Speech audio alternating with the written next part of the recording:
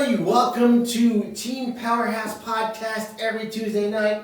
You've got Eric Vasquez and your far right, David Lamel here, and a very special guest. We are very happy to have Garrett Lee from High Rock Water and Mechanical, a very knowledgeable, sit back, relax, and get ready to write a lot of things down about all well systems, etc. Well and plumbing. Well and plumbing.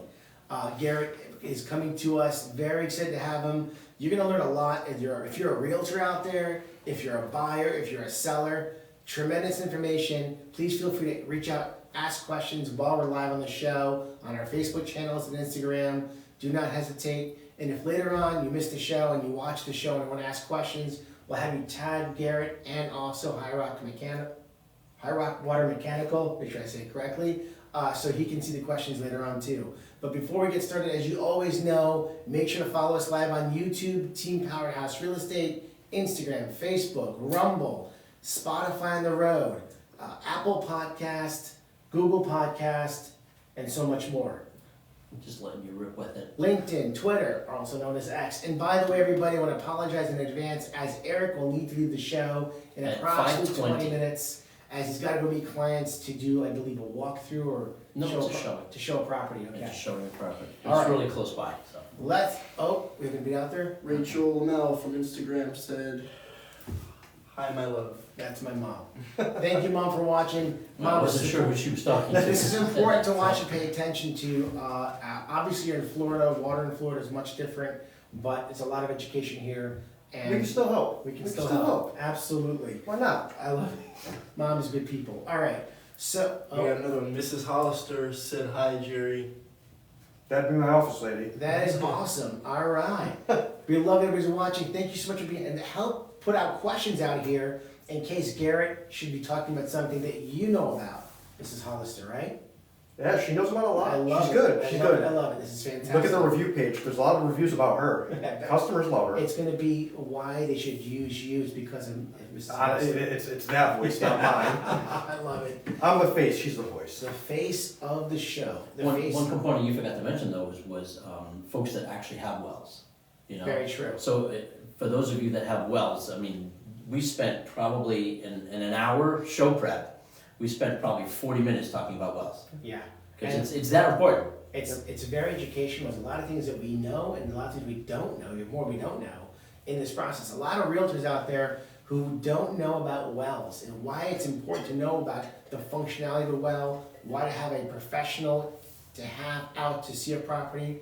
Let's just talk to Garrett and let's get started. All right, Garrett, where are you from? I'm from Naugatuck. Very Born and nice. raised, lived there my entire life. Not gonna. Naugatuck. Not gonna. Yeah, been there, like I said, my entire life. Know the area. It's close knit to me. You're from the valley, but you've gone way deeper Oh, than the yeah. valley. This whole state. The this Carbon whole State, you know, in wells throughout the whole state, as you know, they differ from area to area based on what kind of water quality is there. Absolutely. And it's so important to make sure you learn as much as you can. And if not, again, first let's make sure we have Garrett's information available to you. His office number on the screen. What is your office number? My office number is 203-490-6607. You'll be getting the wonderful Jessica. Don't worry about it. You don't have to listen to my voice. You'll get her. They have two locations. One is in Naugatuck and the other one is in North Haven. But again, they cover the whole state. So again, be prepared to reach out and ask questions to them and get it in your homes. So where'd you go to school? Emmett O'Brien Technical High School. It's technical high school where we get half plumbing, half of your typical normal high school. So, you know, we go through every trade and we narrow it down to a certain few that we like, and then we pick our one, and for all 4 years of high school, that's what we stick with. Plumbing is a great place to be because everybody needs a plumber. Everybody needs to know how water is the most dangerous element in the world, right? If you don't know how to take care of it and protect yourself from it, it can be something that can destroy environments, homes, etc., etc. We learn that in everyday situations in homes. Sheetrock walls. Sheetrock walls, Yes. basements, but we won't go into that category because that's a whole nother story over there. And how did you get involved in well and plumbing? So, I mean, it all started with, I have a very technical family, we'll call it. Okay. 3 of my uncles, very hands-on. It's, you know, constant working as a kid. You get into the trades at a young age in my family. I guess that's the best way to put it. You're within that environment. We went right to the technical school, picked what trades I liked, ended up with plumbing. Did plumbing for 4 years, and then carried on from there. After high school, like any typical high school kid does, looking for a job, apply here, apply here, apply here, you go to that job. I was lucky enough to stay at the job that I got 6 months out of high school. I was there for 7 years. That's impressive. Become licensed at that point, you learn a lot fast.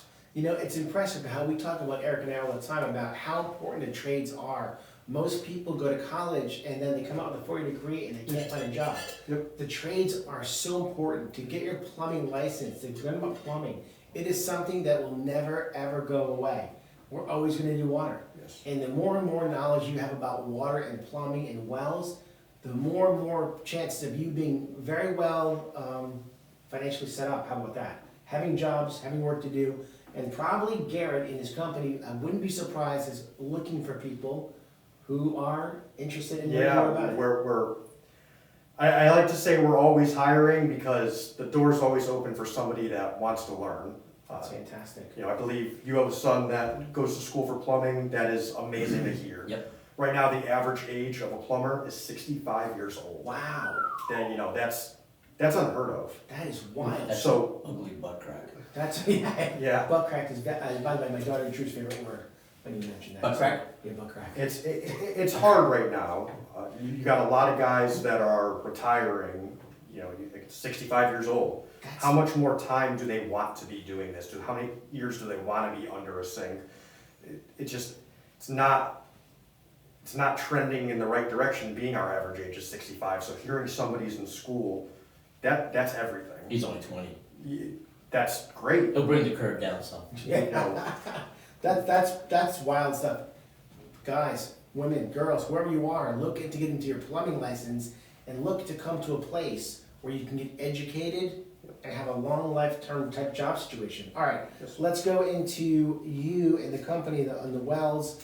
Are there different kinds of well depths as far as wells go?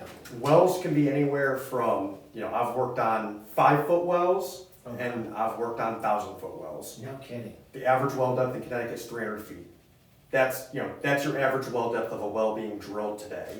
Okay. You know, typically if we're gonna provide a new home a quote for a new well, we're gonna provide it based on 300 feet.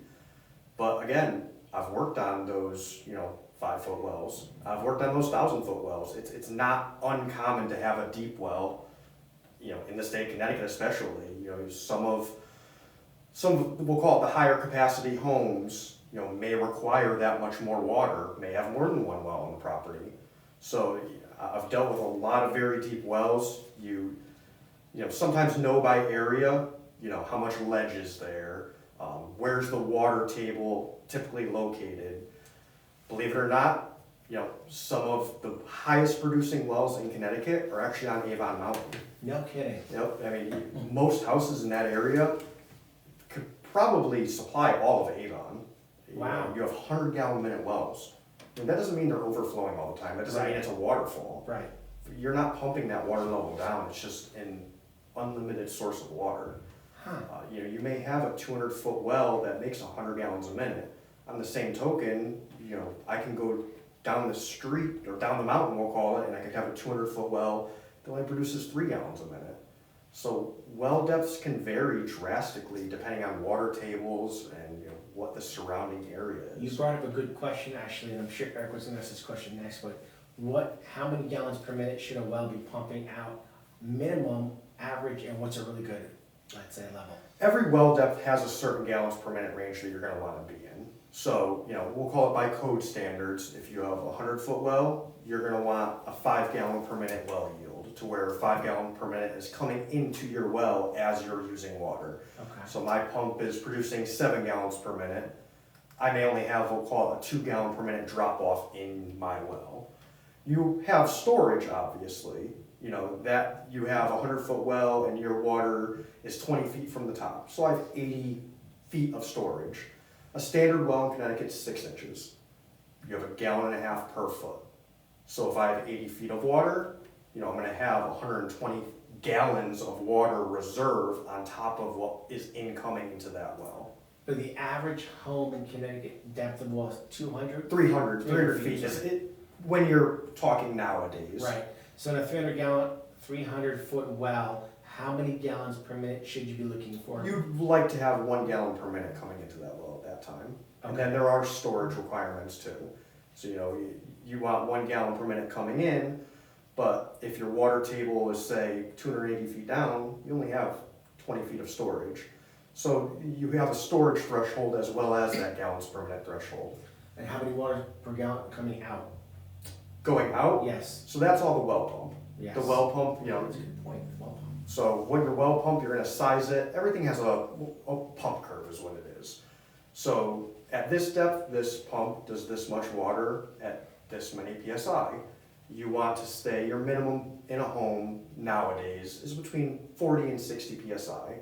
You want your pump to be capable of pumping, you know, the entirety of your well if need be.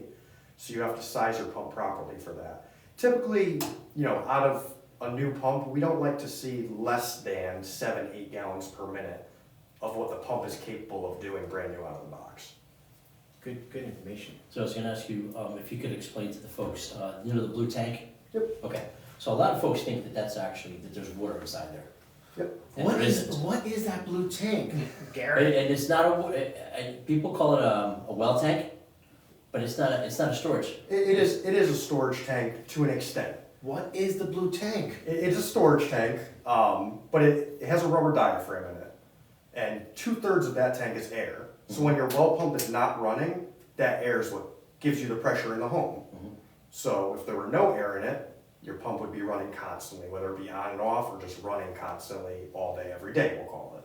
It's very interesting. Not good for anything. No, it's very interesting. Like, again, when I first got into business, I thought, well, a hot water heater, so it's not the hot water heater, it must be the hot water heater. You know, you don't know in the beginning. As a buyer, what do they know from a well if they've never had a well before? Right. And over the last 18 years, we've been in this business. We look at all these properties and we begin to be more and more knowledgeable about wells as agents, right? But more importantly, like Eric just said, what is the blue thing? And buyers should know that, or sellers should know. Maybe a whole person owns a house that doesn't even know themselves what that blue thing is. Correct. And what the function of it is. The most common thing we get is, you know, one thing that Jessica actually always asks is your well pump in the home or is it in the well? Mhm. And, you know, as you guys know, there are well pumps in your home. And or do they know what the well pump even is and Correct. where it is? A lot of, you know.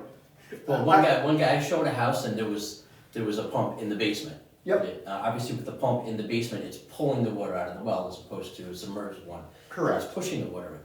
And he thought it was like either like a generator or something, some sort of equipment that the owner of the house was using to build stuff, whatever. I go, no, that's the well pump. Yeah. He goes, Right. what do you mean? Right. I said, it's pulling water out of the ground and bringing it into the house. A lot of people think that blue tank is their well pump.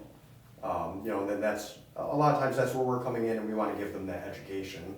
To Right. be able to explain to them exactly what is what and what that blue tank does and why it's important for you to, you know, have this blue tank. How often should inspection on your well be done?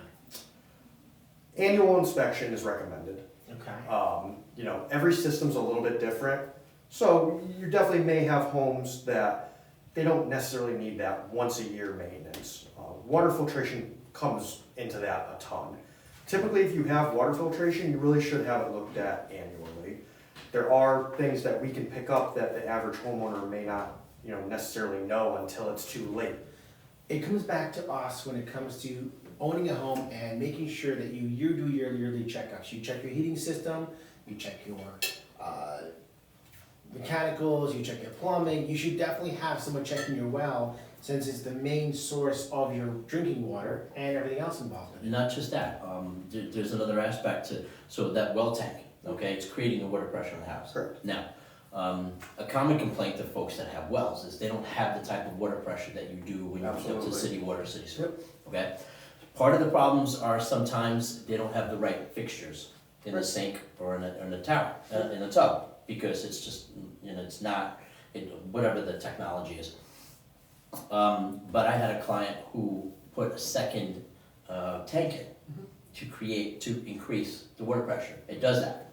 Yes, there's certain scenarios where that can help. A lot of times, depending on, let's say, again, the filtration system, they may have a tank after the water filtration to be able to maintain water pressure through that. That way, if you ever were to get a loss through the water filtration, you're not gonna see that in the home. Gotcha. You know, So it's pump to tank to filtration, filtration to tank.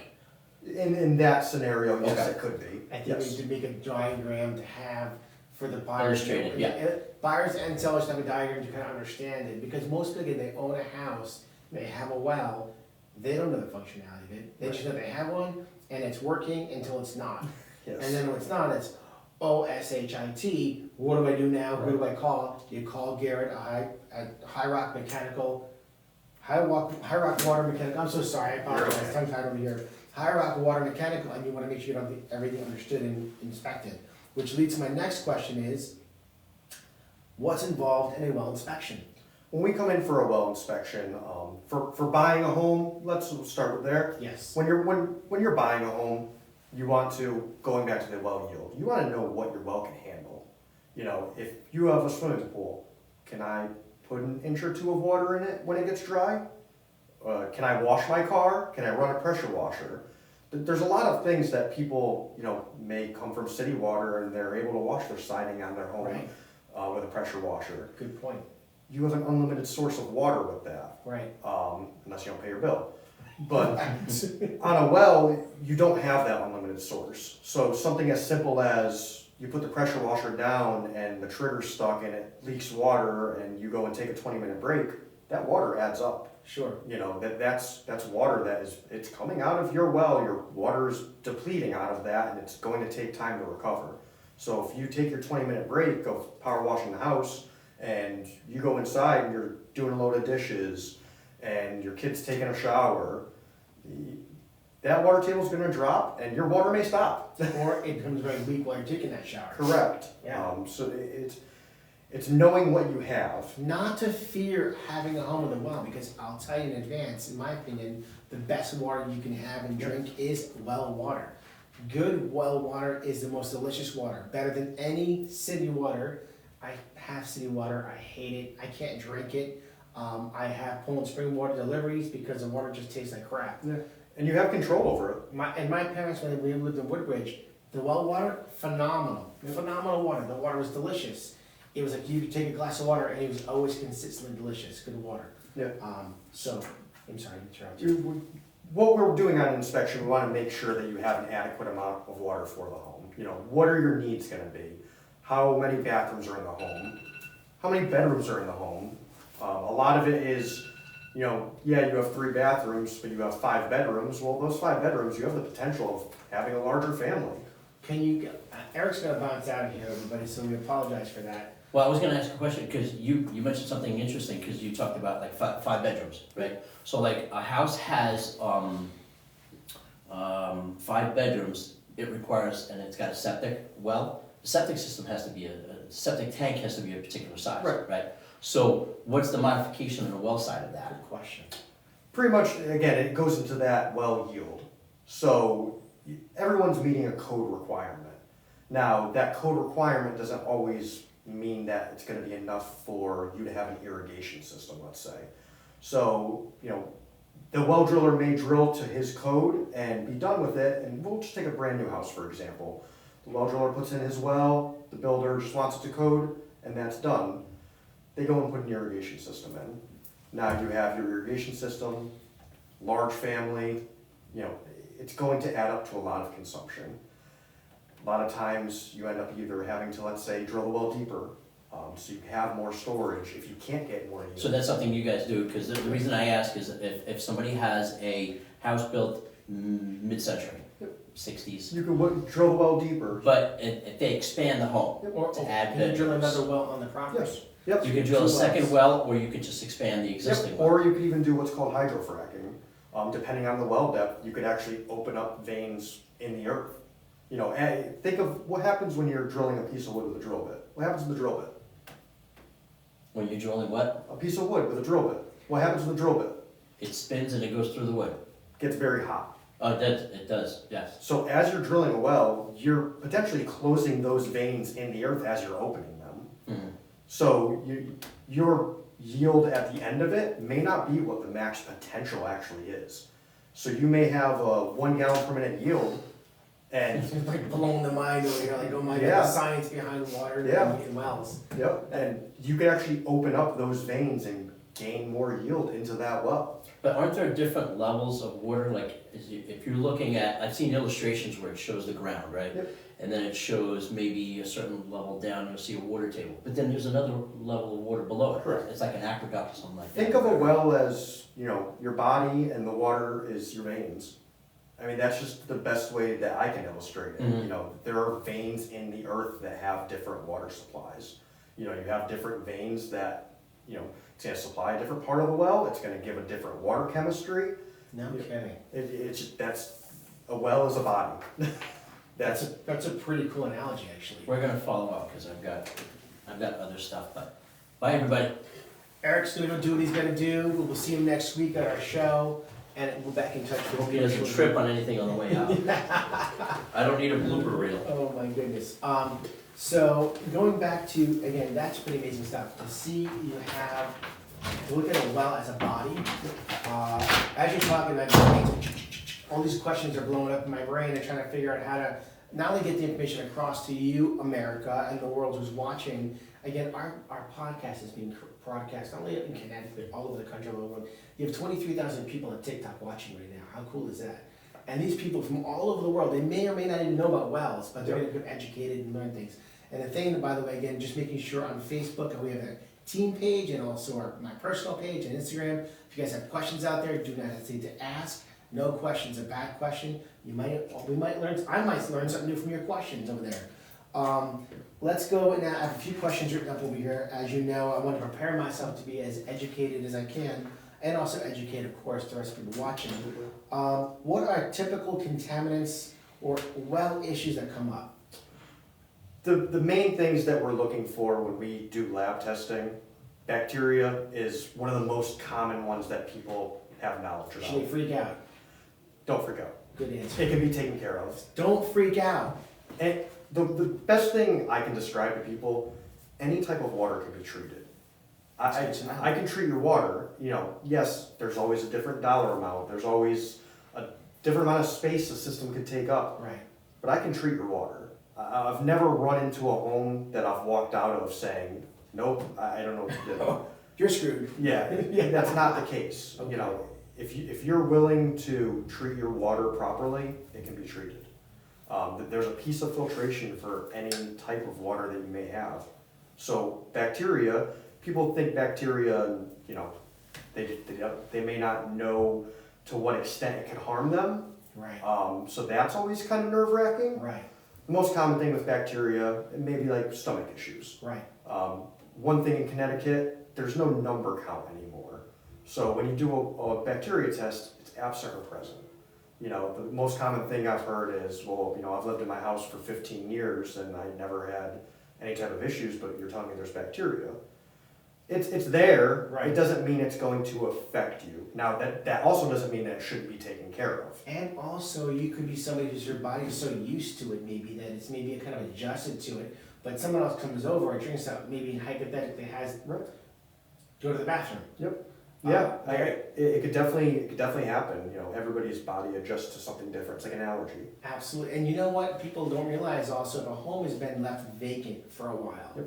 Now, I'm going to ask this question to you. I didn't write this one down, but bacteria can build up in a toilet, in a sink, in a faucet, right? So how long should a house be unrun of water before bacteria will build? Is that a very movable answer? It's kind of, It's tough. Okay.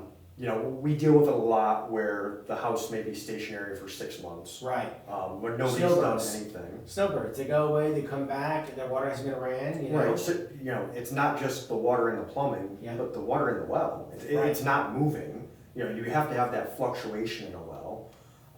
One common thing we get, even just people will go on 2-week vacations and they come back and their water is discolored. That little tint of brown or Correct. something. When water sits still, you kind of have a reaction. Whether it be the plumbing, whether it just be again just from not moving. it's very common. One thing we try to do and emphasize is run the water as much as you can. Right. It goes back to as much as you can. Right. If we go into a home that we're doing an inspection and we know it's been vacant for 6 months, I'm not drawing that sample in Right. the first 50 gallons. Right. I'm gonna go and I'm gonna run the water, for 20 minutes. Right. And kind of get that water table moving up and down. Shut it off for 5 minutes, let that water table rise back up, let it run back down. Kind of get that well working, get that pump working, get everything in the home working. It's like a car that hasn't ran for a while. Correct. You need to make sure if the car has been running, you gotta let it run, before you just boom, go. What do you do to your snow blower at the end of winter? You're gonna put fuel stabilizer in it. At the start of winter, you're probably gonna start it. You're gonna run it. Very good information to know about. See, I wouldn't know that because I hire someone to come and snowblow my driveway, but if you own a snowblower out there, you just mentioned something that many people may not even know about in buying a snowblower. That's pretty good stuff. We're gonna talk about snowblowers in the next show when Garrett comes back. Garrett's gonna have to come back because there's a lot to talk about here when it comes to water, plumbing, wells. I have a bunch of questions from over here, and if anybody has any questions out there, please let us know. We'll jump on those too. Let's see. How often should you have a state recommended test? The state recommends every 5 years. Of course, everybody's going to have kind of that preferential, I've owned my house for 10 years and I haven't had it tested and nothing's been wrong. But how do they know it's wrong if they haven't tested? Just Exactly. because they don't taste it Yep. different doesn't mean something's not wrong with it. Right, 100%. And again, wouldn't people want to know for sure that it's good? You have kids, you have families. Yep. You're older or younger, your body generates different reactions to what water is and isn't. And there's a lot of, different types of harmful contaminants that are tasteless. Right. The radon, for example. Radon can be in the air or the water. Right. Radon is a gas. Yes. You're not going to taste the radon. Correct. That's where testing it, you don't know. You tested it in 2010, but in 2015 that level spiked up because you had a whole neighborhood built around you. You bring on radon. Radon's a great conversation piece. And we're going to let's touch on that for a minute because radon's one of those things that people, when they buy a house, right, and it could be water, or it could be home. It's like radon's something that changes all around underground around us, right? So the earth is moving, Correct. and you should check your home for radon every couple of years at the very minimum, and you should check your water. Yep. That's a very good point. Which is why you should also be testing your water every year at least or two. I mean, When we come in for annual service, we do a basic mineral test. We offer the lab tests if people would like. We could do a lab test every 6 months if somebody wanted. right. Which you'd actually be surprised. Some people do it every year. They have small kids. They're concerned. Right. Just to be on the safe side, why not just be that everything's good? Right. There's certain tests that you could. You don't have to pay that large lump sum. Right. You could test. Hey, let's just test radon because it was on the fringe last year. You could do any variety of tests. Another question off the paper I didn't prepare for to ask you was regarding, can people set up a yearly service agreement with you to come every year to do their home? We don't do contracts. Okay. What we do, we essentially just have a service schedule. Right. If we have water filtration in the house, we have audible alarms to kind of just let you know, hey, you're due for maintenance. Right. You can call at that point. But we have a service schedule in our scheduling book that, Jessica goes and types in October 2024. Right. And every customer that's due for service, It's a phone call or an email? correct, phone call and email, and she's persistent. I mean, she'll call you a couple times and email you. And then, at that point, if we don't hear back, we set it for October 2025. Right. And we'll do the same thing. We try to, even though you may not want it this year, we try to keep up on it and make you aware of the importance of it. What is it, does it make a difference what time of year you check water and test water out? It can, not always, not necessarily. Is there a better time of year? And again, obviously we have 12 months in a year, we have alternate seasons here in Connecticut. Would you suggest people checking in one area versus one season versus another? I don't have that preference to people unless they know they go away. Right. Or they just know that they're using more water in the summertime. That's typical of general consensus. Absolutely. You're using more water in the summertime. One thing I drinking more water, showering Right. more often probably. watering the lawn, Watering the lawn, gardens, yes. filling the swimming pool. I always like to tell people, we wanna test your water in its most natural state. So if you're not using the water frequently, it's not that that water can be skewed, but it's more likely to be because you're just not running it as much. So if I test it and in the summertime when I know, you're having people over for a pool party and you're actively using that water table is actively going up and down, I'm probably gonna get the most accurate result. Interesting. So spring, summer is a great time to test water. Not that you can't do it in the fall, winter. Right. And also, if you are someone who goes away for months at a time or weeks at a time, it's important to maybe schedule those kind of services with you yearly. Again, a yearly check of your water, which is the most important element coming into your house and leaving your house, is something you want to make sure you maintain, be knowledgeable about. You own a home. You bought the most expensive investment of your life. Maintain that house and maintain the quality of life. Maintain your water. Yeah, and I mean, You can make a commercial like that way, it just came out. one yearly maintenance could save you thousands. Yeah, definitely. I try to tell people that, they've had a well all their life and they're just new to servicing, we'll call it. City water, I have city water in my home. Yeah. My city water costs me $700 a year roundabout, give or take. For just a well maintenance, just a simple well maintenance, you may be less than $200. Right. That's once a year. It should be part of your yearly routines. Right. Again, people, when you own a heating system, you should be servicing your heating system every year. Right, absolutely. You should be checking for radon every year, or at the minimum 2. Yeah. You should be checking for termites. Things that people don't do on a regular basis until it's a problem. And then when it's a problem, guess what it costs? Yes. A lot I more hear, money to fix. I hear it more often than not is, I turn the water on and it works. Right, it works. And then I get on the flip side of it when there is an emergency is it didn't work. And Right. I didn't realize how much I used it until I couldn't. Right. As a matter of fact, is it possible to, if you have a well, because with the city water, you have a gauge on how much water you're using. Is there something you can do with a well or in your home to get an idea of how much water you're using per season or per year? You can put a meter on anything. Interesting. So there's water meters on plenty of well systems. Okay. Certain types of filtration that I specifically install have water meters on them for the filtration purposes, but again, you could look back at that and see how many gallons you use periodically. There's a lot of different devices out there nowadays, a lot of safety devices. I mean, mowing's a big one.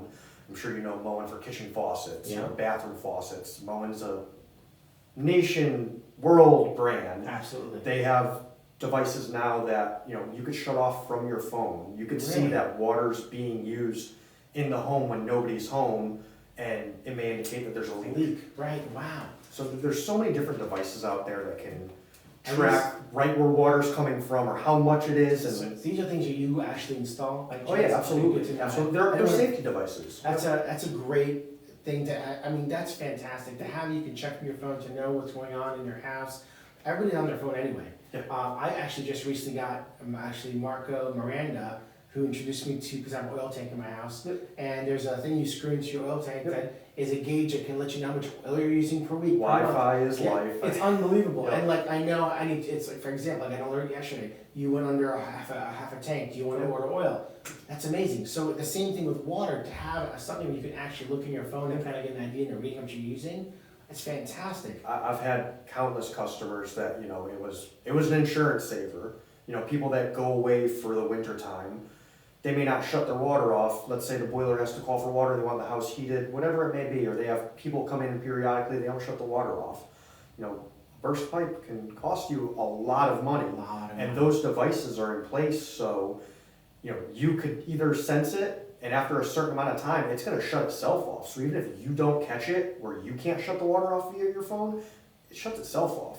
So if you own a well, or if you have a home with a well, let's just put it like that, and you don't have these safety items in your house, you should call Garrett and his company, and maybe have him come in and put some safety precautions, education readers for your phone. We're gonna call them education readers. I'm not sure it's the right term. What's the word for that? I don't know. Some kind of something to watch and know what's going on in your home. An app, there's an app for that. There's an app for that, I love it. But you want to have these pieces of the puzzle for your home to protect you, educate you, and make you more aware of what's happening in your home. Like you said, you could have a leak and not know it, and based on how much water consumption is going on here, maybe you're well, I wasn't even home last week, but I'm going through all this water. what's going on, and now this just saved you all this money and headaches. Especially being on a well. I mean, city water, of course, you could have them on city water where it's costing you money, Right. and nobody wants a leak, but on well water where your water source is everything to you, you know, a toilet running, one of the most common things that, you know, people don't realize is that a toilet flapper being stuck, or just leaking by because it's worn away, that will pump your well out. I remember Joe actually talking about that, how important Joe from the Marina team mentions about that your toilet running, how dangerous it is for running your well out, or a sink that's leaking. That you don't realize that how much water is actually coming out of it over time, and it could actually damage your well. It may not be a day, it may not be a week, but it can happen. How often should you? Oh, I asked this question. Sorry. How long does a well pump last? Average life of a well pump nowadays, we'll just say nowadays, 12 to 15 years. Oh, wow. There's a lot that goes into it as far as water quality, water usage, of course. You know, if you have a large irrigation system, you may shorten that 12 to 15 years because you're running it more often than the average household.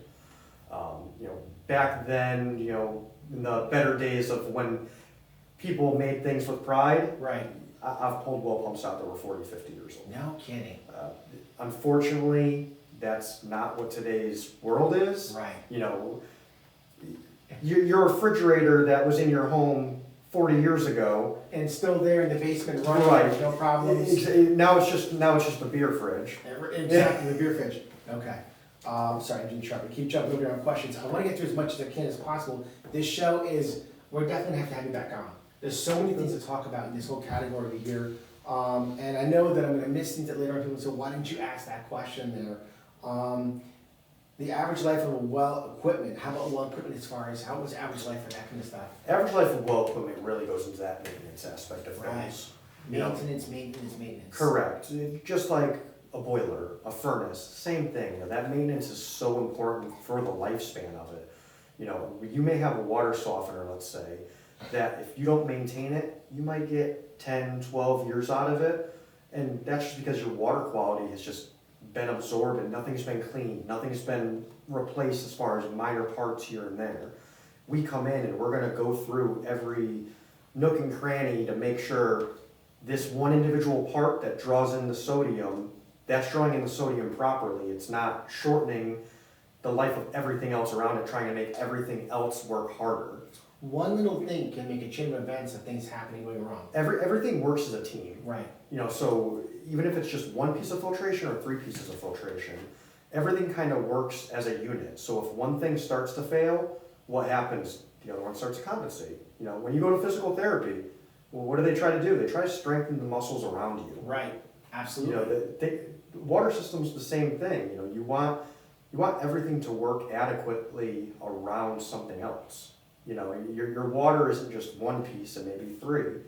So you have to really pay attention to kind of everything. It's not just that one. You are like a doctor of wells. You are like an educator of wells from the beginning to end. There's so much involved in wells and water.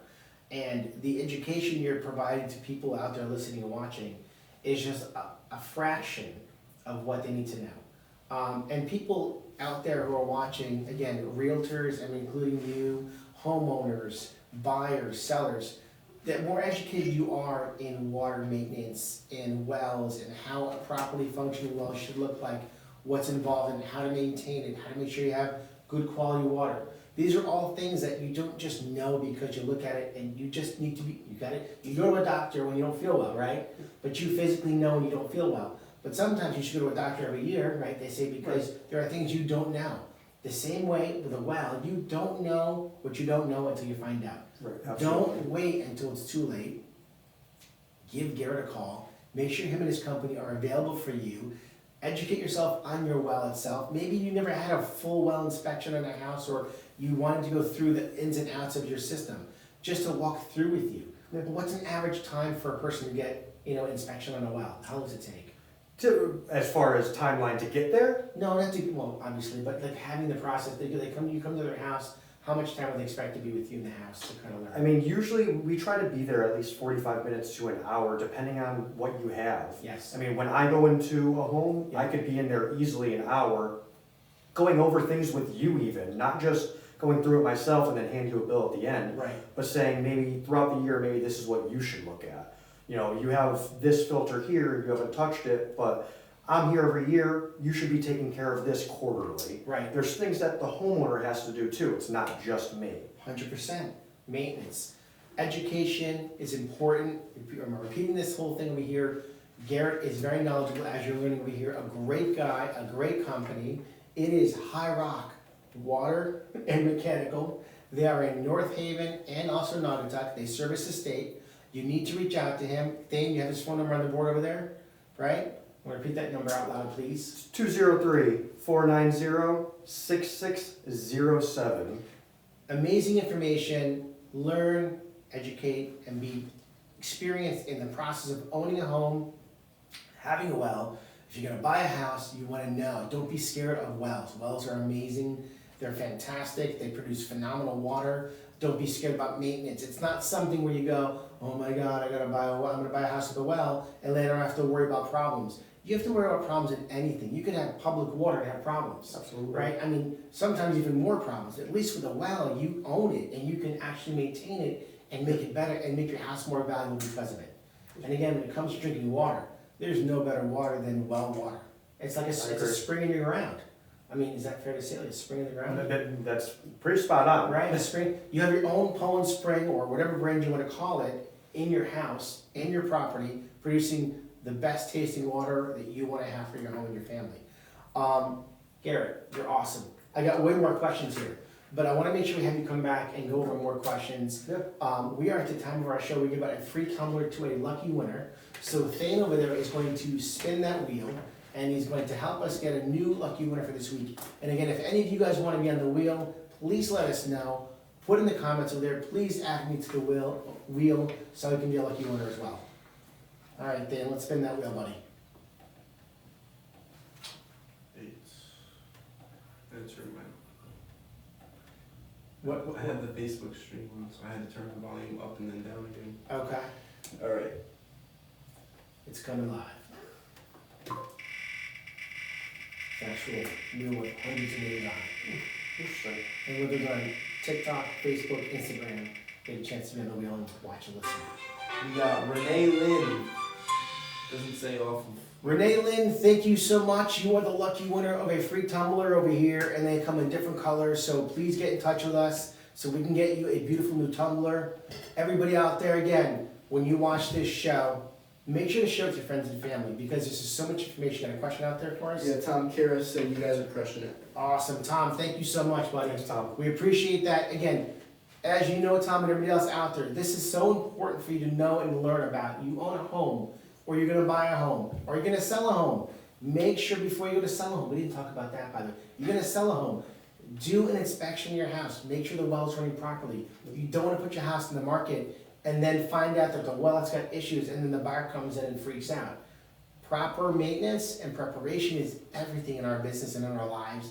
To educate you, to be a part of your lives is important, and to have Garrett a part of your life and his team, bar none. So I want to thank you all for watching every week. Next week for another great show. We'll let you know what's going on with that. We'll have a little thumbnail come out, and we'll also have a short version of this show tonight that Dane's going to put together with some kind of quick, bullet points, et cetera, et cetera. Cool. Thank you everybody again for being a part of our show today. Thank you. We thank Eric for being here for the short time that he was. We love and miss him, and of course, we'll see you all next week. Have a great night, everybody. Take it easy. Good stuff, buddy. Awesome Thank show, you. man. I mean, listen, I could have continued going on and on. I really could have, because I mean, we didn't get to all the questions, but we started rolling in